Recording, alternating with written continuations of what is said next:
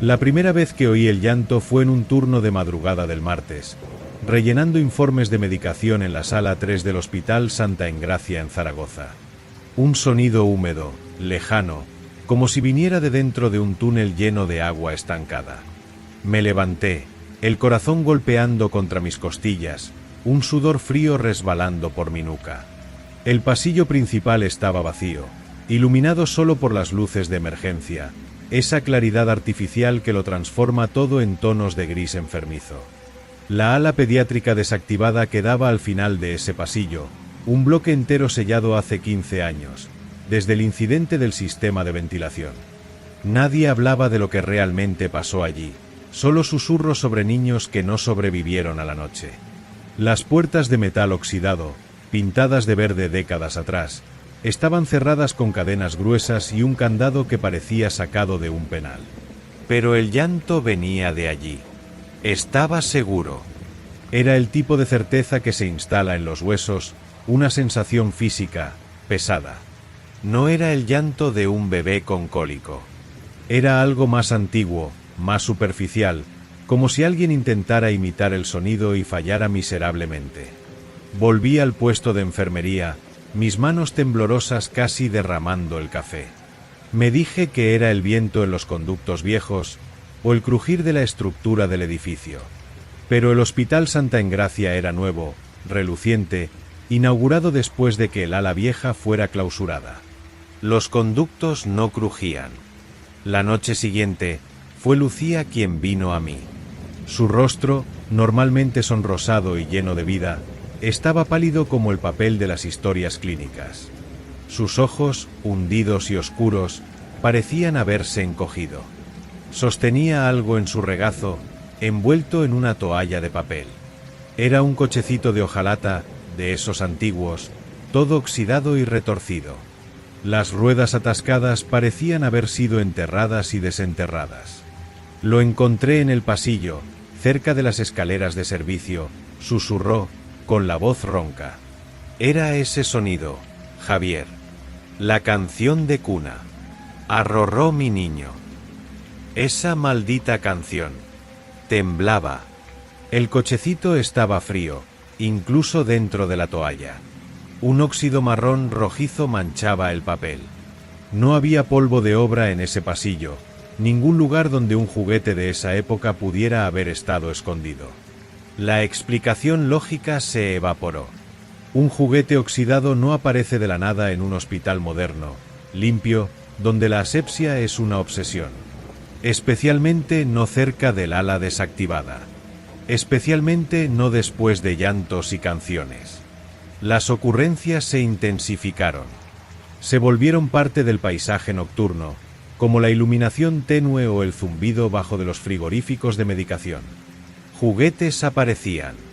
Una muñeca de porcelana con un ojo roto y un vestido harapiento, encontrada por Miguel, el guardia de seguridad, debajo de la silla de recepción.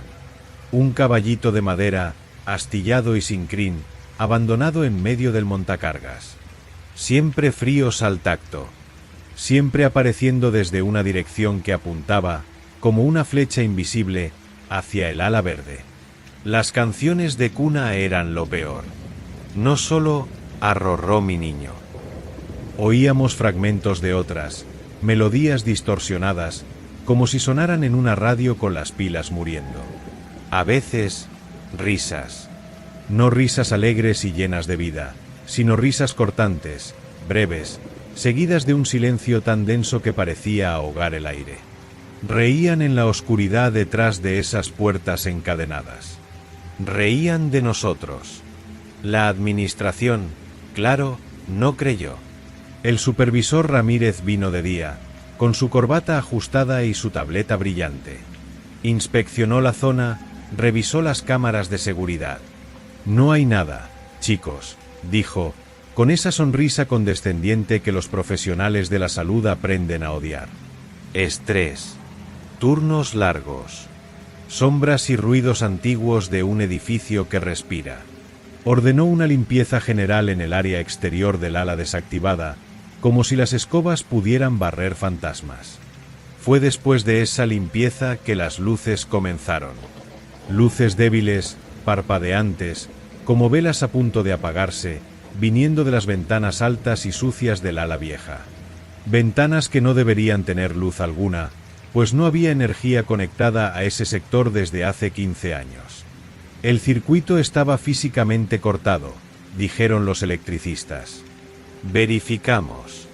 Parpadeaban de forma irregular, pulsando con vida propia, un ritmo que parecía acompañar a las lejanas canciones de cuna.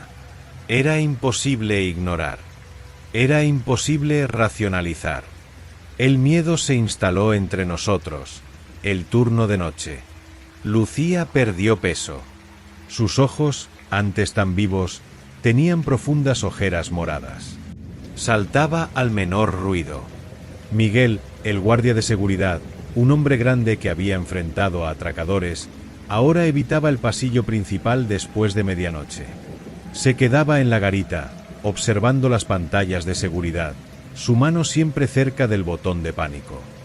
Yo mismo sentía una presión constante en el pecho, una sensación de ser observado incluso cuando estaba solo en una sala de medicación cerrada con llave. El hospital, nuestro lugar de trabajo, nuestro segundo hogar, se había convertido en un lugar de sombras y susurros. El olor antiséptico ya no podía disimular el olor fantasma a moho y tierra húmeda que a veces flotaba en el aire, viniendo del final del pasillo. Fue Miguel quien tuvo la idea de revisar las cámaras que apuntaban al interior del ala desactivada a través de las pequeñas ventanas reforzadas con alambre en las puertas principales. Cámaras de seguridad estándar, instaladas cuando se cerró el bloque, solo para monitorear visualmente el vacío. Nadie las revisaba hacía años. Accedimos al archivo, un enorme archivo digital lleno de polvo dentro del sistema. Buscamos movimiento, cualquier cosa. Las primeras horas eran un vacío estático, polvo bailando en haces de luz que entraban por las ventanas altas. Muebles cubiertos con sábanas blancas, manchadas por el tiempo y la humedad, pareciendo formas agazapadas en la oscuridad. Entonces, en la grabación de la noche anterior, lo vimos. Solo un instante, una mancha rápida cruzando el campo de visión de la cámara 7, que apuntaba al pasillo central del ala. Algo bajo. Algo que se movía rápido. Una sombra, pero no una sombra proyectada. Era más densa, visualmente tangible, más concreta que las sombras circundantes. Como un niño corriendo. Una fracción de segundo después, otro. Dos formas pequeñas y oscuras, huyendo por el borde de la imagen, viniendo de la nada, yendo a la nada. No había puerta abierta allí. No había ventana rota. Era un pasillo interno, sellado. La sangre se heló en mis venas. Lucía soltó un gemido bajo, ahogado. Miguel se quedó inmóvil, su rostro una máscara de puro terror. No eran ratas. No eran ilusiones. Formas humanoides pequeñas, huyendo en la oscuridad de un lugar que debería estar vacío y muerto. Y ahora, mientras escribo esto, sentado en el puesto a las 3:47 de la madrugada, lo oigo otra vez. No es una canción de cuna. Es un arrastrar de pies, lento, deliberado. Viniendo del otro lado de la puerta que separa el pasillo principal del ala pediátrica desactivada. Algo se está moviendo ahí fuera, en el otro lado. Algo que se detiene frente a la puerta. El aire está frío, demasiado frío para el aire acondicionado. El olor a tierra mojada y algo más, un olor dulzón y pútrido como flores olvidadas en una tumba, es sofocante. Las luces de emergencia parpadean, débiles, amenazando con apagarse. Sé que debería llamar a alguien. Sé que debería comprobar. Pero mis piernas no obedecen. El miedo es una cosa física, un peso que me clava a esta silla. El arrastrar de pies se detuvo. Ahora hay silencio. Un silencio activo, vigilante. Alguien o algo está parado al otro lado de esa puerta. Esperando. Escuchando. Así como yo estoy escuchando. Así como tú, que me escuchas ahora, probablemente también estés escuchando los sonidos de tu propia casa, cuestionando cada crujido, cada susurro del viento. Escuchaste algo. Algo que no debería estar ahí. Porque el terror se alimenta de la duda, de lo que no vemos pero sentimos profundamente en la nuca, en esa corriente de aire frío que no tiene explicación. La cadena en la puerta del ala pediátrica rechinó. Un sonido metálico, agudo, como eslabones siendo probados. No fue el viento. Fue presión. Alguien o algo está intentando empujar. Las cadenas son gruesas, pero el candado parece más pequeño, más frágil, bajo el peso de la oscuridad concentrada del otro lado. Las luces parpadean más rápido, una danza estroboscópica de locura. Las sombras en la pared detrás de mí se alargan, se retuercen, adoptando formas que no son humanas. El aire está enrarecido, cada respiro un esfuerzo. El olor dulce y pútrido se intensificó, impregnando mi garganta. La puerta tembló. Un golpe sordo, como un cuerpo pequeño lanzado contra el metal. Luego otro. Y otro. No es un ataque furioso. Es persistencia. La persistencia de quien tiene todo el tiempo del mundo, o de quien está fuera de él. Las risas volvieron. Ya no vienen de dentro del ala desactivada. Vienen de todos lados. Susurradas en los conductos de ventilación, haciendo eco desde las salas de examen vacías, una coreografía de risas infantiles, agudas y sin alegría, girando a mi alrededor como buitres. Los juguetes que recogimos, guardados en una caja en el armario de suministros, empezaron a sonar. Solos. Un tintineo metálico, frenético, marcando el ritmo de los golpes en la puerta. La pantalla del ordenador frente a mí se distorsionó. Por un instante, entre la nieve digital, vi la imagen de la cámara 7 dentro del ala desactivada. Ya no estaba vacía. Las formas cubiertas por sábanas se habían levantado. Bajo la tela blanca y manchada, no había muebles. Había siluetas pequeñas, con cabezas desproporcionadas. Cientos de ellas, quietas, de cara a la cámara, de cara a mí. El último golpe en la puerta fue más fuerte. Oí metal cediendo. Las luces se apagaron. Todo es oscuridad. Todo es risa. Todo es el olor de la tierra de un jardín que nunca existió aquí. Y la única luz que queda es el brillo rojo constante de la cámara de seguridad sobre la puerta del ala desactivada. Está encendida. Alguien encendió la energía allí dentro. El candado cayó al suelo con un ruido final.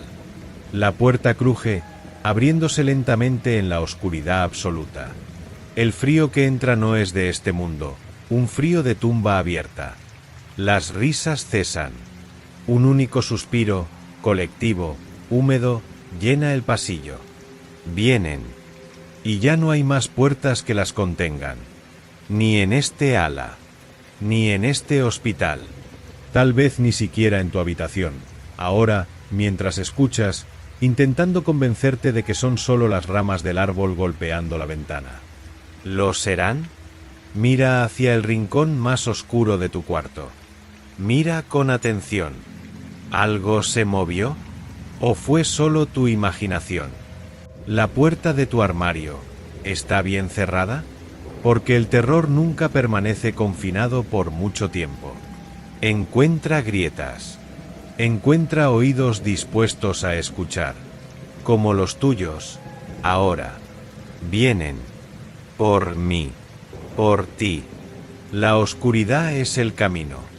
Y los niños perdidos por fin han encontrado a alguien con quien jugar.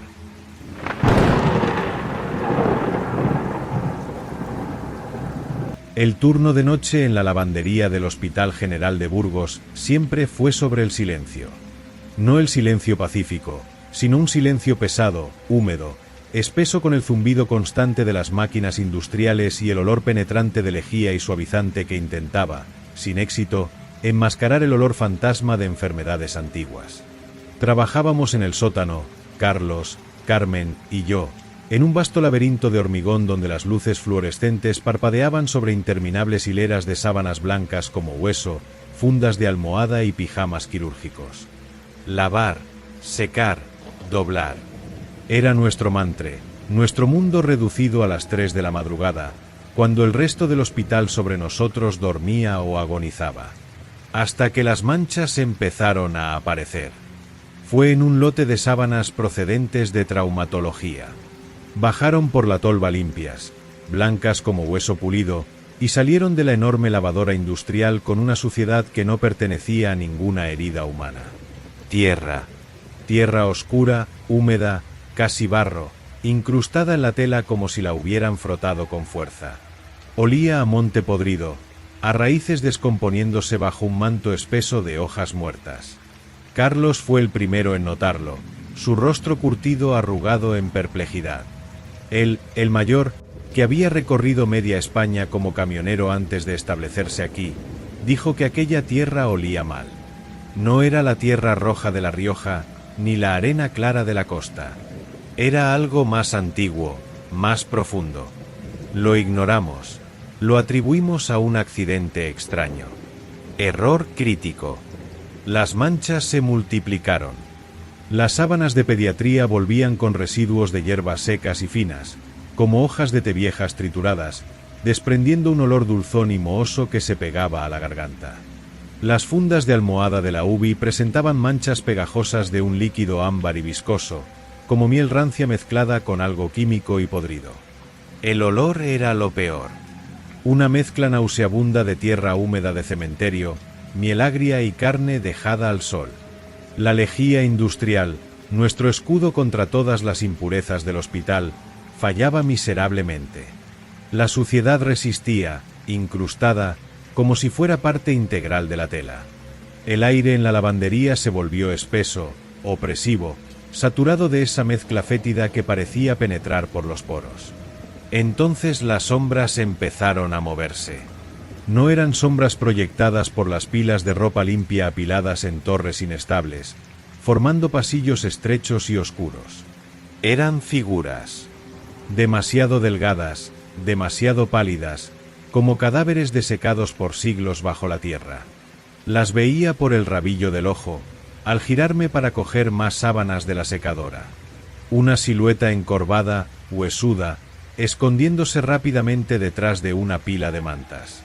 Un bulto indistinto, apenas una mancha de palidez más clara que la penumbra, de pie al final de un pasillo formado por sábanas dobladas, desapareciendo cuando enfocaba mi linterna.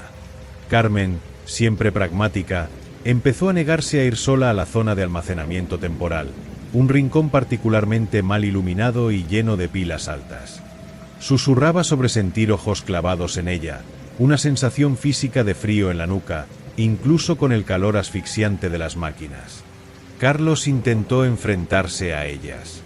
Una noche, después de una mancha de líquido ámbar particularmente repugnante en una sábana de aislamiento, vio una figura más definida, agachada detrás de un carro de ropa sucia. Era solo huesos y piel estirada, una cabeza demasiado grande para su cuello frágil, cabello ralo y fino como hierba muerta. Los ojos, hundidos en exceso en las cuencas, reflejaban la luz débil como los de un animal nocturno. Carlos avanzó, su rabia superando el miedo helado que debía sentir, gritando algo sobre intrusos y vandalismo. La figura no se movió, solo lo miró fijamente, hasta que Carlos dio 2 pasos más firmes. Entonces, simplemente ya no estaba allí. Desapareció. No corrió, no se escondió mejor. Se desmaterializó en el aire húmedo, dejando solo el olor intenso de tierra podrida y miel estropeada. Carlos volvió con nosotros, más pálido que las ropas que lavábamos, sus dedos temblando levemente al encender un cigarro roto. No habló sobre lo que vio en detalle, pero su silencio era más aterrador que cualquier descripción. La lavandería dejó de ser nuestro refugio subterráneo. Se convirtió en una cámara de tortura sensorial. El zumbido de las máquinas se transformó en un lamento constante. La luz fluorescente parpadeaba con más frecuencia, sumergiéndonos en breves intervalos de oscuridad total donde la respiración se atascaba y los oídos zumbaban con la expectativa de un toque gélido. Cada nueva mancha era una violación, una prueba de que algo profundamente erróneo e impuro estaba sucediendo. La tierra parecía venir de un lugar sin sol. Las hierbas secas tenían una textura extrañamente frágil, como huesos de pájaros diminutos. El líquido ámbar, al tocarlo accidentalmente, estaba frío y dejaba una sensación de mugre que el agua y el jabón no quitaban. Y las figuras se volvían más osadas. Ya no se contentaban con estar en los márgenes. Se veía un brazo esquelético, cubierto por una fina capa de algo que recordaba barro seco, retirándose de detrás de la lavadora principal. Un pie descalzo, huesudo y sucio, vislumbrado bajo una pila de sábanas antes de esfumarse. Y los ojos. Siempre los ojos, vigilando desde rendijas oscuras, brillando con una inteligencia sombría y un hambre que no era física, sino algo peor. El miedo nos consumía. Carmen saltaba ante el menor ruido, sus ojos oscuros, antes tan vivos, ahora recorrían la sombra sin parar, exhaustos. Carlos se volvió más callado, pasaba más tiempo apoyado en la pared fría, fumando, observando los pasillos entre las pilas con una concentración de cazador o de presa. Me sorprendí evitando mirar directamente a los rincones más oscuros. Empecé a oír susurros en los intervalos entre el rugido de las secadoras, voces roncas y desgarradas silbando palabras que no podía entender, pero que traían una sensación de desesperación antigua y rabia. Era como si las propias paredes de hormigón, saturadas de décadas de sufrimiento hospitalario, estuvieran sudando esa presencia maligna. Y aquí, en este mismo momento, mientras escribo esto en la relativa seguridad de la luz del día, pero sintiendo aún el frío húmedo del sótano en mi espina dorsal, necesito hacer una pausa. Tú, que estás escuchando esta historia, quizás pienses que solo éramos trabajadores nocturnos estresados, imaginando cosas en la fatiga y la oscuridad. Quizás creas que el aislamiento y el ambiente opresivo del sótano jugaron con nuestras mentes. Deseaba, con cada fibra de mi ser, que solo fuera eso. Pero no fue el cansancio lo que hizo que aquellas manchas de tierra y líquido ámbar resistieran lavados con productos que derribarían a un toro. No fue la paranoia lo que hizo gritar a Carmen al ver una figura pálida y demacrada, esta vez a solo 1 metro de distancia, extendiendo una mano huesuda y sucia de tierra hacia una pila de sábanas limpias antes de disolverse como humo. Y no fue la locura lo que hizo llorar en silencio a Carlos, el hombre más sólido que conocí, en el vestuario, diciendo que los susurros lo llamaban por su nombre, el nombre de su hija muerta años atrás. La gota que colmó el vaso, o más bien el diluvio de terror, llegó cuando el líquido ámbar dejó de ser una mancha. Encontramos una funda de almohada empapada, goteando aquella sustancia fría y pegajosa, como si la hubieran sumergido en un barril de la cosa. El olor era insoportable, una mezcla de depósito de cadáveres y colmena pudriéndose. Fue entonces cuando las luces parpadearon y fallaron por completo, sumergiendo la lavandería en una oscuridad tan absoluta que parecía física, un terciopelo negro y sofocante. Nuestras linternas cortaron la oscuridad, haces temblorosos revelando las pilas de ropa como monumentos funerarios. Y fue en mi luz que la vi. No una sombra fugaz, sino una figura completa. Delgada, cadavérica, la piel del color de la tierra húmeda y estirada sobre huesos que parecían a punto de perforarla. Estaba agachada cerca de la máquina principal, y en sus manos huesudas agarraba un puñado de aquellas hierbas secas y finas, como si estuviera preparando algo. Sus ojos, enormes en las profundas cuencas, se fijaron en los míos. No reflejaban la luz de la linterna, emitían una fosforescencia pálida y enfermiza. Una sonrisa se abrió en su rostro, una hendidura grotesca que reveló encías retraídas y dientes pequeños y afilados, como de roedor. Lo que salió de mi garganta no fue un grito, fue un rugido animal de terror puro. Mi linterna cayó, rodando por el suelo húmedo, su haz girando locamente e iluminando fragmentos del horror. Vi a Carmen congelada, la mano en la boca, los ojos desorbitados por un pánico más allá de las lágrimas. Vi a Carlos abalanzándose, no para enfrentarse, sino para apartar a Carmen, su rostro una máscara de horror resignado. La figura no desapareció. Se levantó, con una extraña agilidad que contradecía su apariencia frágil. El olor aumentó 10 veces, una ola de putrefacción dulce y terrosa que me hizo náuseas. Dio un paso hacia nosotros, las hierbas secas cayendo de sus dedos como cenizas. Otras formas comenzaron a materializarse en los bordes de la oscuridad, vagamente visibles en los flecos de la luz errante de la linterna caída. Siluetas similares, pálidas, demacradas, con esos mismos ojos que brillaban con hambre. No pensamos. Corrimos. Atravesamos el laberinto de ropa limpia como animales acorralados, tropezando con carros, derribando pilas de sábanas que caían como nieve sucia. Los susurros se transformaron en un silbido agudo, estridente, que llenaba el aire pesado, viniendo de todas las direcciones. No miré atrás. Sentí el frío de la humedad del sótano, el olor a tierra de tumba y a miel de la muerte persiguiéndome, una presencia física, violenta y real. Atravesamos la pesada puerta de acero que separaba la lavandería de los pasillos de servicio, cerrándola con manos temblorosas.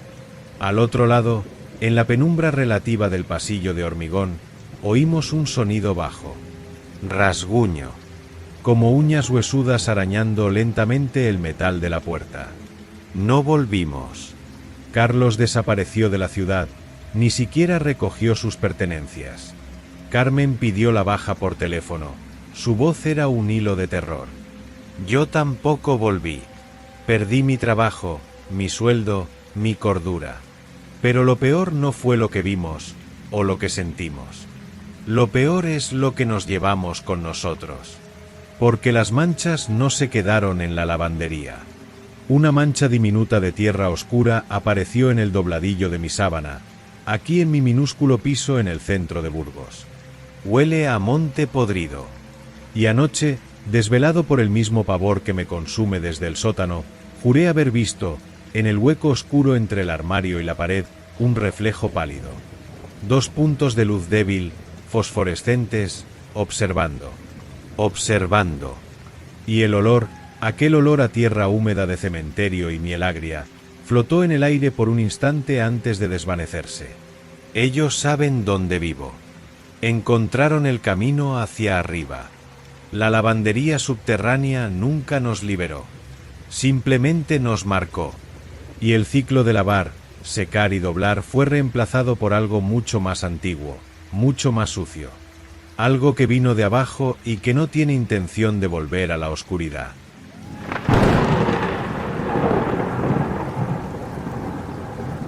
El primer ojo parpadeó. No fue un espejismo del cansancio, no fue un reflejo perdido de la luz fluorescente sobre el líquido conservante. Fue un movimiento lento, deliberado, el párpado superior deslizándose sobre un iris azul desvaído y elevándose de nuevo, dentro del frasco de vidrio etiquetado como de 447. Mis propios ojos ardían, secos de tanto fijar las estanterías del banco de ojos del Hospital Regional de Sierra Nevada, pero el terror que heló mi espinazo fue genuino, crudo, imposible de negar. En aquel sótano gélido donde córneas aguardaban una segunda oportunidad, algo observaba de vuelta. Me llamo Javier, y esa fue mi rutina durante 3 años. Cuidar los ojos. Verificar los frascos, monitorizar las temperaturas de las cámaras, asegurar que los registros de donantes estuvieran impecables antes del envío para trasplante. Era un trabajo solitario, silencioso, respetuoso. O solía serlo. Todo empezó de forma sutil, con la sensación constante de vigilancia. Sentía el peso de una mirada fija en mi nuca mientras rellenaba planillas, una presión física que me hacía girar bruscamente, solo para encontrar las hileras ordenadas de frascos, cada uno con su par de globos oculares inmersos en solución, inertes, ciegos. Pero la sensación persistía, intensa, palpable. Luego vino la percepción insidiosa de que seguían mis movimientos.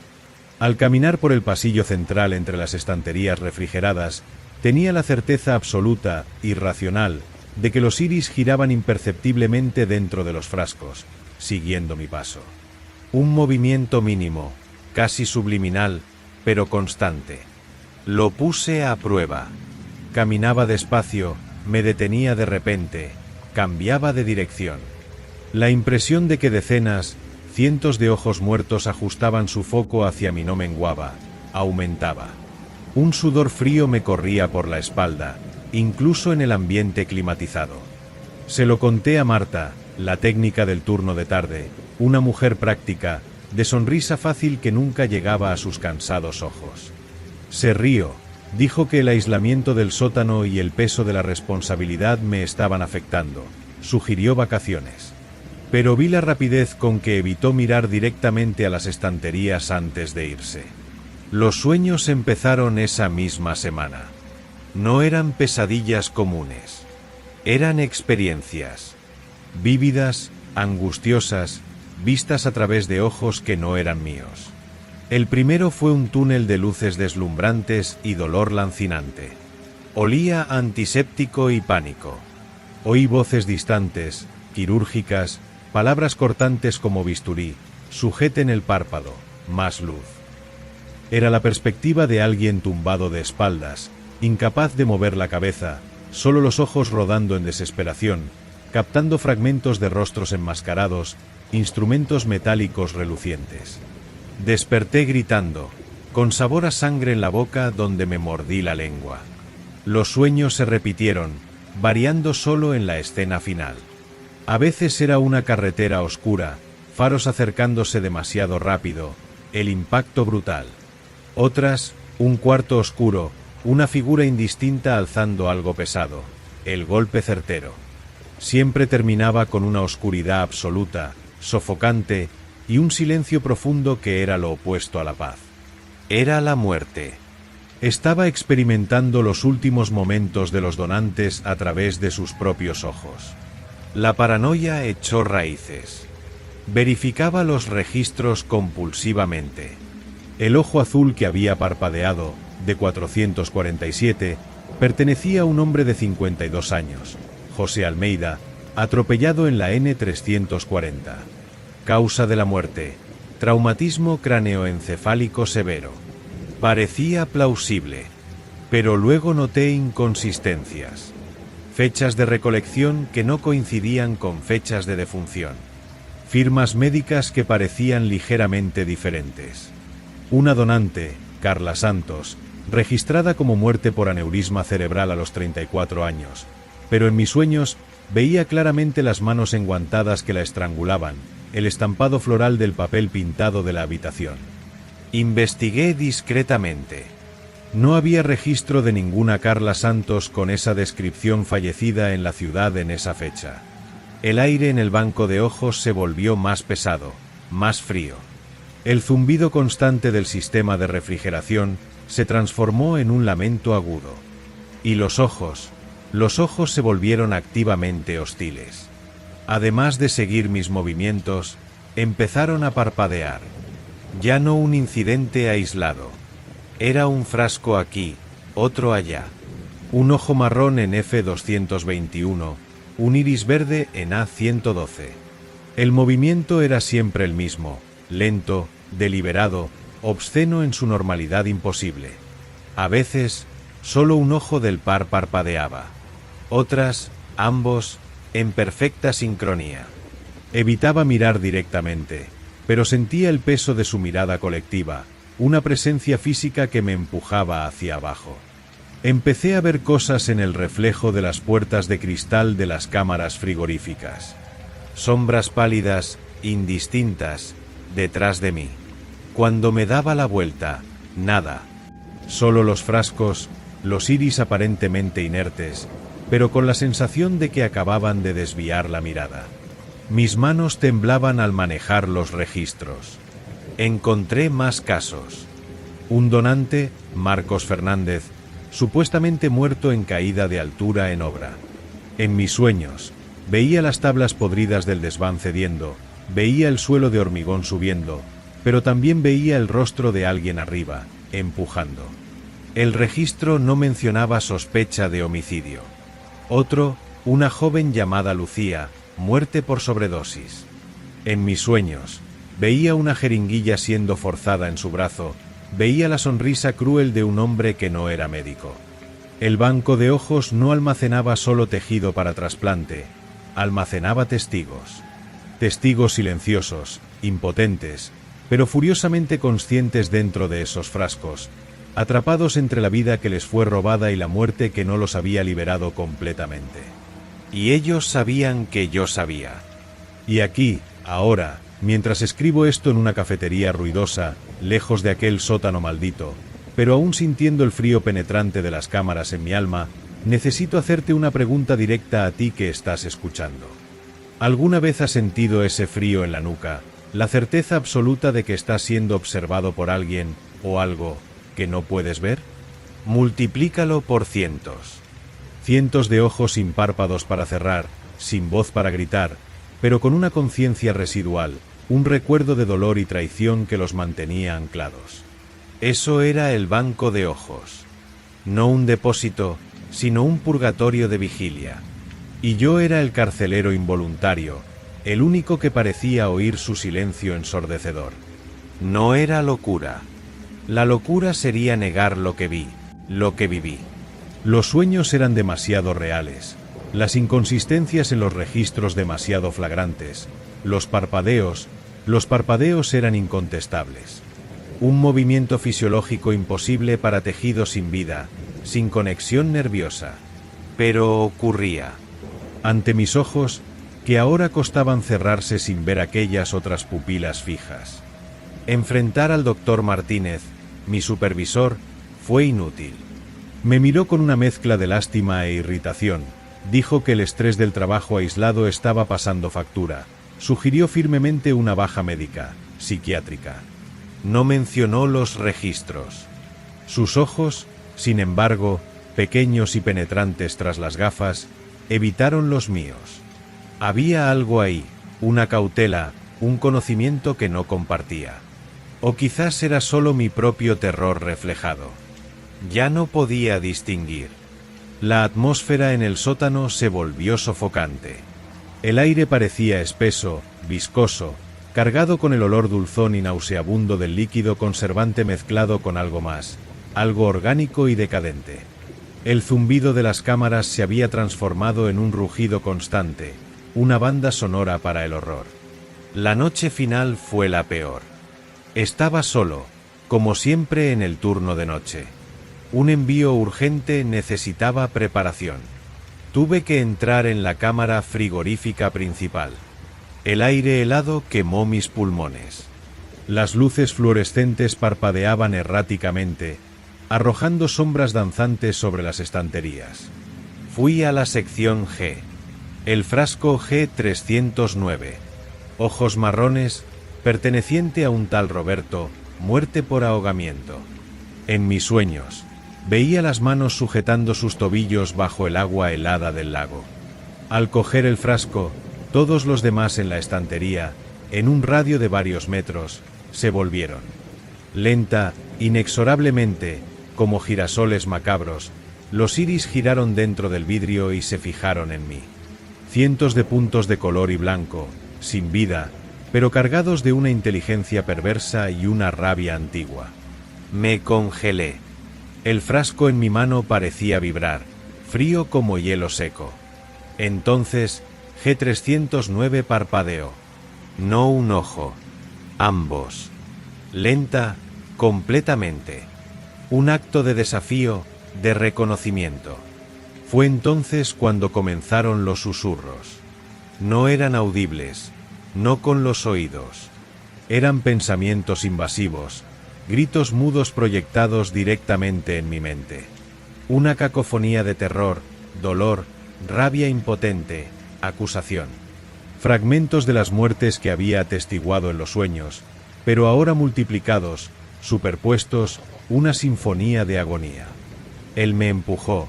¿Por qué? Hace frío. No veo. Cállate, Javier, sabe demasiado. Esta última voz, ronca y llena de odio, destacó. No pertenecía a ninguno de mis sueños. Me resultaba familiar, pero no lograba identificar. El pánico explotó dentro de mí como una bomba. Solté el frasco. Cayó al suelo de hormigón con un golpe sordo, pero no se rompió. Rodó, deteniéndose a mis pies. Los ojos marrones dentro, ahora fuera del líquido conservante por un instante antes de que el frasco se detuviera en posición vertical, me miraron fijamente. Y parpadearon de nuevo. Un último mensaje. Salí corriendo. No apagué las luces, no cerré la puerta de la cámara, no miré atrás. Fiché al salir, dije que me encontraba mal. Nunca volví. Envié un correo de dimisión genérico. El doctor Martínez intentó llamar un par de veces. Parecía genuinamente preocupado, o quizás solo curioso. Lo ignoré. Me cambié de ciudad, vine a Zaragoza, conseguí cualquier trabajo lejos de hospitales, lejos del frío, lejos del silencio. Pero vinieron conmigo. Los sueños persisten. Ahora no son solo muertes pasadas.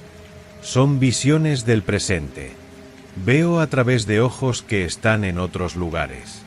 Un hombre despertando tras un trasplante de córnea, mirando al techo de un hospital desconocido, una confusión de recuerdos que no son suyos inundando su mente. Una mujer viendo por primera vez en años, pero viendo sombras en las esquinas, formas que nadie más ve.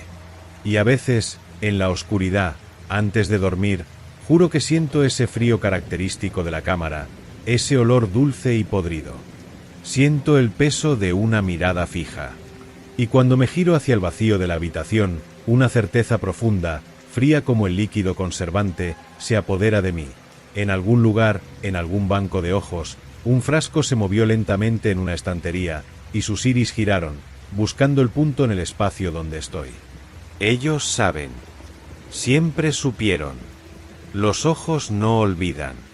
Solo esperan.